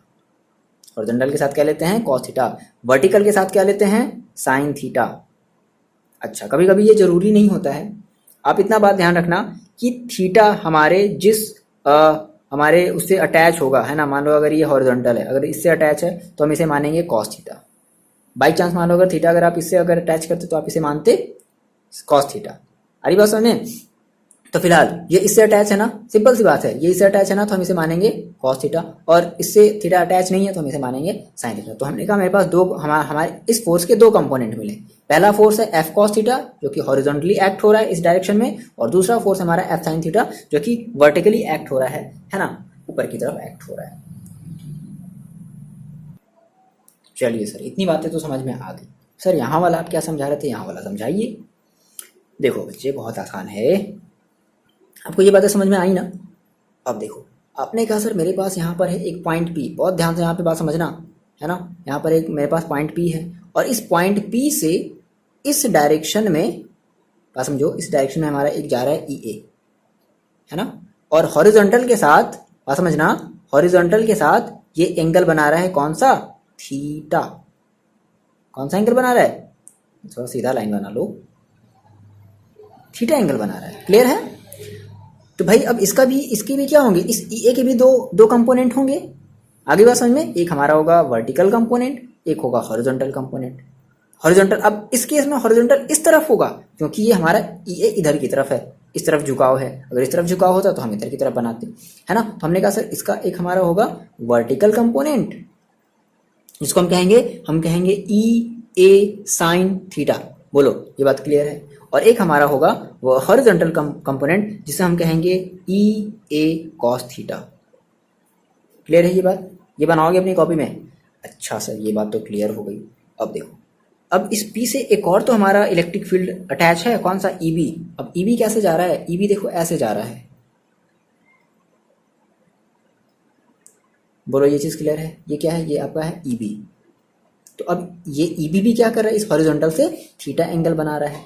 तो इस ई बी के भी क्या होंगे, दो कंपोनेंट होंगे, एक हमारा होगा वर्टिकल, एक हमारा होगा हॉरिजॉन्टल। अब वर्टिकल कैसे होगा, अब वर्टिकल तो इधर की तरफ होगा ना, तो हम इसको कह देंगे क्या, ई बी साइन थीटा। और हॉरिजॉन्टल इस डायरेक्शन में ई बी कॉस थीटा। हो गई बातें क्लियर। इसलिए कहते हैं यहाँ पे बहुत ज़्यादा हौच पौच हो रहा है। ये हौच पौच लग रहा है क्या, आसानी से, बहुत आसान से समझ में आ रहा होगा। इतना सिंपल, कितने सिंपल तरीके से आपको समझ में आ रहा है ना। आप कमेंट करके बताओगे मेरे को सिंपल समझ में आ रहा है। ओके, अब मेरी बात समझना। अब भाई देखो, चार्जेस जो हैं वो इक्वल एंड अपोजिट है, तो इसका जो मैग्नीट्यूड होगा, मैग्नीट्यूड मतलब कोई पर्टिकुलर, कोई नंबर, कोई क्वांटिटी, कोई अमाउंट, और इसकी जो मैग्नीट्यूड होगी वो दोनों आपस में कैसी होंगी, इक्वल होंगी ना। लेकिन कैसी हैं, अपोजिट हैं। एक इस डायरेक्शन में जा रहा है, एक इस डायरेक्शन में जा रहा है। तो ये बताओ, इन दोनों की वजह से कोई भी इलेक्ट्रिक फील्ड क्रिएट होगा क्या, नहीं, जीरो होगा। क्लियर हो गया। इन दोनों की वजह से कोई भी इलेक्ट्रिक फील्ड क्रिएट होगा नहीं, क्यों, क्योंकि ये इक्वल एंड अपोजिट हैं, इनके मैग्नीट्यूड इक्वल हैं और ये डायरेक्शन में अपोजिट हैं। ये कोई भी मैग्नीट्यूड, ये कोई भी इलेक्ट्रिक फील्ड क्रिएट नहीं करेंगे।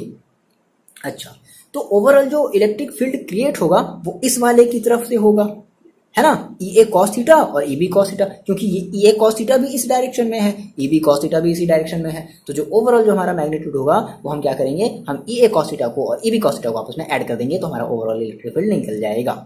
क्लियर है। देखो, तो हमने कहा सर, हम क्या बताने वाले हैं, हमने कहा कि सिंस ई ए है ना इज इक्वल टू क्या, हमारा ई बी है। बोलो, ये चीज है भाई, दोनों तो इक्वल होंगे, बस क्या है, दोनों की डायरेक्शन अलग है ना। एक हमारा पी बी के अलोंग है, एक हमारा ए पी के अलोंग है, बट है तो इक्वल, क्योंकि दोनों के चार्ज इक्वल है, दोनों की डिस्टेंस इक्वल है। तो भाई जब चार्ज इक्वल है, डिस्टेंस इक्वल है, तो दोनों के मैग्नीट्यूड भी क्या होंगे, इक्वल होंगे। बस वो अलग बात है कि दोनों के जो डायरेक्शन है वो अलग होगा, है ना।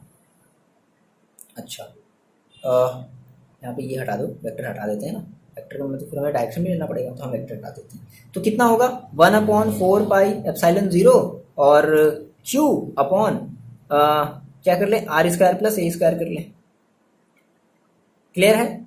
अब कुछ बच्चे कंफ्यूज की तरह यहाँ अलोंग पी बी ऐसे वैसे यहाँ लिख देते हैं, यहाँ पे क्यों नहीं लिख रहे, क्योंकि हम वेक्टर फॉर्म में नहीं ले रहे हैं, क्योंकि हमें दोनों को इक्वल दिखाना है, फिर हम डायरेक्शन के थ्रू तो हम नहीं दिखा सकते ना इक्वल, हमें मैग्नीट्यूड के थ्रू इक्वल दिखाना है कि जो इसकी वैल्यू आएगी सेम वही इसकी वैल्यू भी होगी। वीडियो बड़ा होता जा रहा है, कोई बात नहीं, समझ में आना चाहिए। देखो तो आपने कहा सर ये है मेरे पास। अच्छा, अब अगर हम ये कहें कि जो हमारा वर्टिकल कंपोनेंट होगा, बात समझना, vertical component of E A and E B are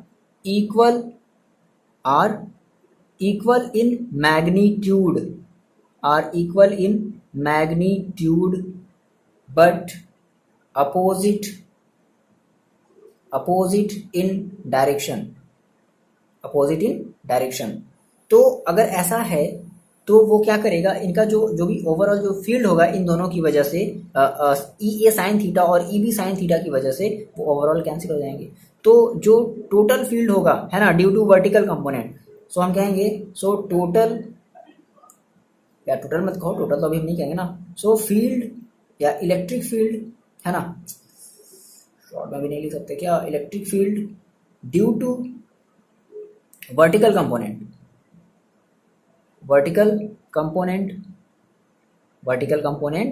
कोई भी इलेक्ट्रिक फील्ड क्रिएट नहीं करेंगे, इज जीरो। अब देखो कुछ बच्चे यहाँ भी कंफ्यूज हो गए हैं, जिन बच्चों को कंफ्यूजन है वो देखो, जिन बच्चों को क्लियर है वो आगे बढ़ो। आप सर ये क्या बता रहे हो, equal in magnitude opposite in direction, ये समझ में नहीं आ रहा, मेरे पल्ले नहीं पड़ रहा है, equal in magnitude and opposite in direction क्या मतलब है इसका। अच्छा, अपोजिट इन डायरेक्शन का तो मतलब समझ में आ रहा होगा, एक ऊपर की तरफ एक नीचे की तरफ। अब सर इक्वल इन मैग्नीट्यूड का मतलब क्या है, जैसे मान लो मैंने कहा बच्चे कि जो ई ए साइन थीटा की जो वैल्यू थी वो मान लो आ गई 4, और ई बी साइन थीटा की जो वैल्यू थी वो आ गई -4, तो इसी को हम कहते हैं equal in magnitude and opposite in direction. तो अब जब आप इनको जब प्लस करोगे तो ये क्या हो जाएगी, दोनों आपस में कैंसिल आउट हो जाएंगे ना। क्लियर है बात, ये चीज़ होता है, ठीक है। अच्छा सर, इतना मेरे को समझ में आ गया। अब हॉरिजॉन्टल वाले की बात कर ले, तो हमने कहा कि जो हॉरिजॉन्टल हमारा जो कंपोनेंट है ना, फिर से यहाँ पे एक बात आप यहाँ पर लिख लो, क्या लिखोगे, लिख लो कि horizontal component of E A and E B are equal in magnitude and same in direction. आगे बात समझे, आपने क्या लिख लिया, आपने लिखा horizontal component of E A and E B are equal in magnitude and same in direction. तो अब ये दोनों आपस में क्या हो जाएंगे, ऐड हो जाएंगे। सो हमने कहा कि हमारा जो ओवरऑल जो हमारा जो ई होगा दैट इज ई टोटल ना, वो कितना होगा, वो हमारा होगा E A cos theta plus E B cos theta. बोलो ये चीज़ क्लियर है, E A cos theta plus E B cos theta, है ना। अब देखो ई ए कॉस थीटा की देखो वैल्यू कितनी है, 1/4πε0 और Q upon R square plus A square का होल स्क्वायर, है ना। ओके, प्लस नहीं यहाँ स्क्वायर नहीं रहेगा, ठीक है, स्क्वायर तो हमारा रूट हट गया था ना, प्लस 1/4πε0 क्यू अपॉन सेम वही चीज़ क्या, R square plus A square, और यहाँ भी कॉस थीटा कर लेते हैं, कॉस थीटा को भूलना नहीं है और इसे भी कॉस थीटा को भूलना नहीं है, ठीक है ना, कॉस थीटा। अब देखो कि ये क्या वैसे कि 2 बार हैं और सेम है, तो क्या हो जाएंगे, दोनों ऐड हो जाएंगे। भाई आप कहते हो ना x plus x is equal to 2x, तो सेम वही चीज़ है, मान लो ये x है ये x है, तो कितना हो गया 2x। अब x की वैल्यू रख दो, तो आपने कहा ये कितना हो गया 2 और इंटू 1/4πε0 और q cos थीटा। बोले ये चीज़ क्लियर है, q cos थीटा। अब यहाँ पे सर हमें cos थीटा की वैल्यू रखनी है, ध्यान समझना, अब यहाँ पे हमें cos थीटा की वैल्यू रखनी है। तो आप अपने फिगर में देखो, है ना, आपके पास अभी फिगर है, तो अपने आप फिगर में देखो, आपने कहा सर cos थीटा की वैल्यू देखो क्या हो जाएगी। तो यहाँ पर हमारे पास ये थीटा है, अब थीटा जिससे लगा होता है वो हमारा होता है बेस। अब ये हमारा है क्या, परपेंडिकुलर, और ये हमारा है हाइपोटेनस। तो cos theta is equal to क्या होता है, आप जानते हो, बेस अपॉन हाइपोटेनस होता है। cos theta is equal to क्या होता है, बेस अपॉन हाइपोटेनस। बेस कितना है a और हाइपोटेनस कितना है अंडर रूट का A square plus R square. तो कितना हो जाएगा, बात समझो, cos theta is equal to कितना हो जाएगा, a अपॉन अंडर रूट का A square plus R square. तो जहाँ भी cos थीटा है उसकी जगह हम ये रख दें। बोलो बातें क्लियर हैं। तो हमने कहा सर कि हमारे पास जो cos थीटा है उसकी जगह हम वैल्यू रख देते हैं क्या, तो देखो कितना हो जाएगा, ये हमारा हो जाएगा 2q अपॉन 4 पाई, अभी काटना नहीं 2 से 4 को मत काट देना, गड़बड़ हो जाएगा, सब गड़बड़ कर दोगे। कॉस थीटा की हम वैल्यू रख दे रहे हैं कितनी, a upon under root A square plus R square, ठीक है। अच्छा, अगर आप डायरेक्शन देना चाहते हो तो डायरेक्शन आप दे दोगे, कैसे कहोगे, एलॉन्ग एलॉन्ग क्या कहोगे, एलॉन्ग ओ बी, है ना, कैसे, ओ बी के एलॉन्ग हम चल रहे हैं, बात आ रही समझ में, हम कैसे चल रहे हैं, हम ओ बी के एलॉन्ग चल रहे हैं ना। या फिर हम ये भी कह सकते हैं कि along opposite to dipole moment. क्यों ऐसा कह रहे हैं, ऐसा क्यों कह रहे हैं, बात समझो। डाइपोल मोमेंट में हम कैसे चलते थे, हम माइनस से प्लस की तरफ चलते थे, लेकिन अब अपने फिगर को देखो, इसमें हम कैसे चल रहे हैं, इसमें हम कैसे चल रहे हैं, हम अपोजिट चल रहे हैं ना, हम माइनस की तरफ चल रहे हैं, माइनस की तरफ बढ़ रहे हैं। तो हम क्या कहेंगे, हम कहेंगे along opposite to dipole moment, अगर आप वेक्टर फॉर्म में लेना चाहते हो तो, ठीक है। अच्छा, अब इसको थोड़ा सा और अगर हम सॉल्व कर लें, देखो हमने कहा कि मेरे पास हमने cos थीटा की ये वैल्यू रखी और ऑलरेडी मेरे पास ये वैल्यू भी थी, क्या, R square plus A square, ठीक है। अच्छा, इसको अगर आप सॉल्व कर लो थोड़ा सा, बस वही है यार, सॉल्व करने वाला है, टेंशन ना लो, ठीक है। देखो हमने कहा सर 1/4πε0 और ये हमारे पास है 2q और अपॉन, देखो ये अगर आप इसको रूट के अगर बाहर निकालते हो तो क्या हो जाता है भाई, जैसा मैंने कहा रूट एक्स है, रूट एक्स को अगर बाहर निकालो तो कितना हो जाएगा, 1/2 हो जाता है। तो इसका भी क्या हो जाएगा 1/2। अब बात देखना, डायरेक्टली कर रहे हैं, एकदम ध्यान समझना, इसका 1/, इसके पावर में 1/2 और इसके भी पावर में 1/2, तो 1/2 और 1 इसके पावर में 1, तो 1/2 प्लस 1 इक्वल टू कितना हो जाएगा 3/2। आधी बात समझने, तो हम डायरेक्टली कर दें क्या, A square plus R square की पावर 3/2, क्लियर है। अब सेम आप फिर से वही काम बताओगे क्या, कि हमारा जो a है ना, वो r के कंपैरिजन में बहुत ज़्यादा लेस है, तो जो a स्क्वायर होगा वो भी r के कंपैरिजन में बहुत ज़्यादा लेस होगा। तो हम a को क्या कर दें, हम a स्क्वायर को क्या कर दें, नेग्लेक्ट कर दें, मतलब r के सामने इसकी कोई वैल्यू नहीं, ऐसे समझो, r के सामने इसकी कोई वैल्यू क्या है, तुम तो बहुत छोटे हो बाबू, तुम चाहे मेरे में ऐड हो जाओ, मेरे में चाहे सब्ट्रैक्ट हो जाओ, मेरे को कोई फर्क नहीं पड़ने वाला, है ना। तो उसने कहा चलो हटो यहाँ से, तो ये हट गया, ठीक है। तो ये केवल क्या बचा, आर स्क्वायर बचा, तो कितना आ गया, बात समझो, 1/4πε0 इंटू क्यू को यहीं पर हम छोड़ देते हैं इंटू 2। अब देखो बात यहाँ समझना, क्या क्या कौन कौन से कीड़े आ रहे हैं ये, अपॉन, देखो ये कितना हो जाएगा, तो ये हो जाएगा आर स्क्वायर, क्या कर रहे हैं सर आप, 2q, चलो कोई बात नहीं, आर स्क्वायर है ना के पावर 3/2, है ना। तो ये 2 से 2 कैंसिल आउट हो गया, तो क्या बच गया आपके पास, आर क्यूब बचा, है ना, ओके। तो आर क्यूब बचा, और देखो यहाँ पर ए भी तो था, यहाँ पर ए भी तो था, ए था। और ये बताओ मेरे को 2a इंटू क्यू मिल करके क्या बनता है, हमें यहीं पर रख लेना चाहिए था, 2a इंटू क्यू मिल करके क्या बनता है, डाइपोल मोमेंट, बात समझो, 2a इंटू क्यू मिल करके क्या बनता है, p बनता है ना, p बनता है। तो इसकी जगह हम क्या रख ले, 2a इंटू क्यू की जगह हम क्या रख ले, p रख लें, तो इस पूरे की जगह हम क्या रख लिया जाए, p रख लिया जाए, इस पूरे की जगह p रख लिया जाए। तो देखो फाइनली मिटा दें यहाँ से, तो थोड़ा सा और ऊपर कर लेते हैं, इसको हटा देते हैं, नोट डाउन कर लो सारे आप, है ना, वीडियो पॉज करके आप सभी जो है वो नोट डाउन कर लिया करो, ठीक है। देखो तो आपने इतना कर लिया, तो देखो क्या मिल जाएगा, सो फाइनली में जो ई टोटल है वो कितना मिलेगा, तो हमें मिलेगा 1/4πε0, सेम वही चीज़ 1/4πε0, और इस पूरे की जगह हम क्या रख लें, पी रख लें, पी रख लिया हमने, ठीक है। मान लो अगर हम वेक्टर फॉर्म में लेना चाहते हैं तो हम वेक्टर फॉर्म में रखेंगे। अच्छा, अब यहाँ पे देखो ध्यान समझना, अब यहाँ पे कुछ गड़बड़ होने वाला है, अपॉन यहाँ पे क्या बच जाएगा, यहाँ से आर स्क्वायर कैंसिल हो गया, तो मतलब ये स्क्वायर से ये 2 कैंसिल हो गया, तो कितना बचा, आर के पावर 3। अच्छा, और आप कह रहे हो कि सर एलोंग कैसे, अपोजिट टू डाइपोल मोमेंट, या ये कह लो, या ये भी कह लो कि एलोंग और एंटी पैरेलल, है ना, एंटी पैरेलल टू डाइपोल, है ना, एंटी पैरेलल टू डाइपोल। मतलब ऐसा क्यों कह रहे हैं, देखो अगर आप कह रहे हो कि along opposite to dipole moment, तो बेसिकली हम डाइपोल मोमेंट से जब हम चलते थे तो हम कैसे चलते थे, वो हम चलते थे माइनस से प्लस की तरफ चलते थे, बात समझना, हम माइनस से प्लस की तरफ चलते थे। बट ये जो डायरेक्शन शो कर रहा है वो कैसे, वो इधर से इधर की तरफ चल रहा है, मतलब कि प्लस से, लेकिन हमें लेना है पी। जैसे मैंने आपको बताया था कि जैसे मान लो आपका एक वेक्टर ए बी है, देखो बात ध्यान समझना, ये स्टार्टिंग वाली चीज़ है, आपने कहा सर वेक्टर ए है, मतलब कि हम ए से बी की तरफ चल रहे हैं, तो ठीक है हमारा ये भी पॉजिटिव है, लेकिन हम चाहते कि नहीं हम ऐसे नहीं चाहते हैं, अगर हम ये दिखाएं कि हमें बी से ए की तरफ चलना है, हमें ये दिखाना है कि बी से ए की तरफ चलना है, तो क्या सर ये और ये दोनों सही है? नहीं, तो ये फिर गलत हो जाएगा। तो आपको क्या करना पड़ेगा, आपको यहाँ पर लेना पड़ेगा माइनस, देन अब ये सही है। तो सिमिलर केसेस में, सेम केसेस में आपको यहाँ पर इसको अगर आप वेक्टर फॉर्म में ले रहे हो तो आप यहाँ पर प्लस पी ना लेकर के आप क्या लोगे, आप माइनस पी लोगे। क्यों? क्योंकि आप डाइपोल मोमेंट के अपोजिट चल रहे हो, आप डाइपोल मोमेंट के अपोजिट चल रहे हो, तो इसलिए आपको क्या लेना पड़ेगा, माइनस में लेना पड़ेगा। वो वाला जो अभी मैंने आपको बताया वो चीज़ें याद करो,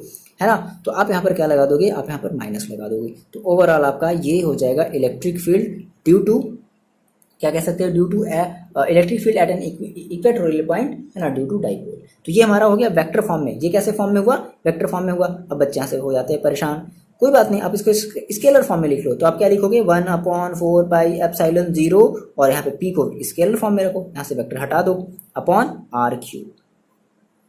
तो ये आपका है स्केलर फॉर्म। बोलो क्लियर है ये बातें, आगे बढ़ा जाए, किया जाए इतना, मतलब इतनी बातें समझ में आ गई? अब कमेंट करके बताओ हाँ सर मेरे को समझ में आ गया। ओके ओके, वैसे देखो वीडियो थोड़ा सा हो गया बड़ा, है ना, फिलहाल बड़ा नहीं है, लेकिन इतना ही रखते हैं। और नेक्स्ट वीडियो में हम इसके जस्ट आपको नेक्स्ट वीडियो आपको मिल जाएगा, और आप उस वीडियो में बेसिकली कुछ एक आध दो क्वेश्चन है न्यूमेरिकल है, इसके बेसिस में मोस्ट इंपॉर्टेंट है वो आपके एनसीईआरटी एग्जाम्पलर नहीं, वो आपके एनसीईआरटी एग्जाम्पल और एक्सरसाइज के बेस पर कुछ क्वेश्चन है, एक आध दो क्वेश्चन है, आप उसको जरूर ट्राई करोगे, ठीक है ना। मोस्ट इंपॉर्टेंट क्वेश्चन है, आप उसे जरूर ट्राई करोगे, एनसीईआरटी एक्सरसाइज और एनसीईआरटी एग्जाम्पल का वो क्वेश्चन। ओके, मिलते हैं हम लोग नेक्स्ट वीडियो में। पढ़ाई करते रहो और कमेंट करके बता दो कि सर आपको ये वीडियो कैसा लगा, बहुत अच्छा लगा तो आप अपने फ्रेंड के साथ शेयर कर दो, बाकी सारी जो भी चीज़ें करनी कर दो, और मिलते हैं आपसे नेक्स्ट वीडियो में। ओके, तब तक के लिए बाय बाय, टेक केयर और पढ़ाई करते रहो। ओके, मिलते हैं नेक्स्ट वीडियो में।